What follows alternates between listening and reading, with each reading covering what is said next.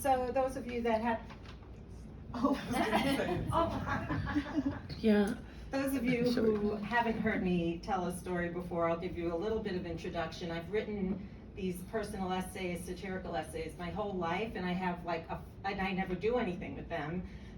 So I have a file on my computer with like I don't know how many of them, but last time I was here, I pulled one out about my father, and I told it. And I realized that reading them isn't so bad. I always think I have to memorize them. So I'm going to read you another one that I pulled out. I think this is from 2004. I mean, I know I'm only 25, but yes. This is called Memoirs of the Mentally Ill. I have that phenomenon that medical students get, only mine comes from studying psychology. All my life, I have been convinced that I have some sort of psychological disorder or even full-blown mental illness. I have been depressed. I have fantasized about my funeral. In my fantasy, I always look stunning. I am lying there while all my ex-lovers are standing over me, gazing down at my corpse with pained expressions, their tears dripping onto my still body, their sobs echoing in the air. When they realize that they are not alone, they begin to notice one another. They eye each other, they size each other up, then the fight breaks out. They begin yelling at each other, each trying to convince the other that I loved him the most and that we were going to reconcile. It was just a matter of time. Then I wake up out of my fantasy and I decide that the whole thing isn't worth it because I'll be dead and unavailable to enjoy the attention, so I decide to live another day. I have been manic. Sometimes when my outlook for the future looks bright, life becomes incredibly terrific. Everything becomes incredibly exciting. I have a high level of hyperactivity and I'm agitated. My body can't keep up with my mind and my brain races. I picture my eyes popping out of my head from the intensity of it all. I would not want to be another person in the room with me at these times.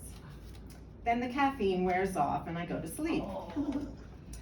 I have been paranoid. I leave my house and think that people are noticing me. I get mad. What the hell are you looking at? I think to myself. Then I remember, I'm not crazy, I'm just from New York. I have suffered from multiple personality disorder. I have wanted to live in the city one day and be a high-power executive. The next day, I change my mind and I want to buy a Victorian house in Vermont and become a reclusive writer. I compromise by living in the suburbs, satisfying neither of my desires. I have an addictive personality. I mean, duh. I have obsessive compulsive disorder. I panic during the day that I didn't turn off my stove or my iron. I fixate and obsess over things, mostly those things I am addicted to, or something I said to someone a week ago that they might have taken the wrong way.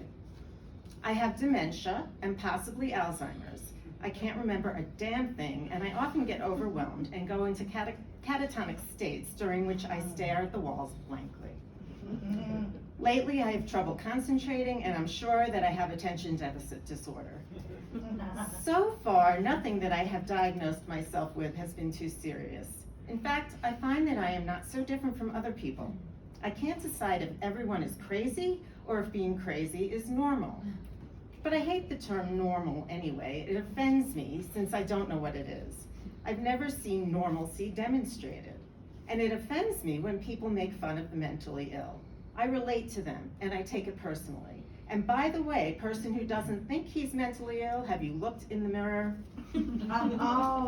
I'm beginning to think that I am just going to have to resign myself to the fact that I have to deal with the world. I will not commit suicide, and with my luck, I'll live to a ripe old age, and by the time I die, my ex-boyfriends will be unable to attend my funeral because they'll all be dead too. So I have begun writing my memoirs, and I have even come up with a title for my memoirs. They will be called Memoirs of a Semi-Suicidal, Schizophrenic, Manic-Depressive, Paranoid, Obsessive-Compulsive, Catatonic Girl with Irritable Bowel Syndrome. It will be published after I die, and therefore will be more widely read because anyone who knows me already knows I'm crazy, and this will not be news.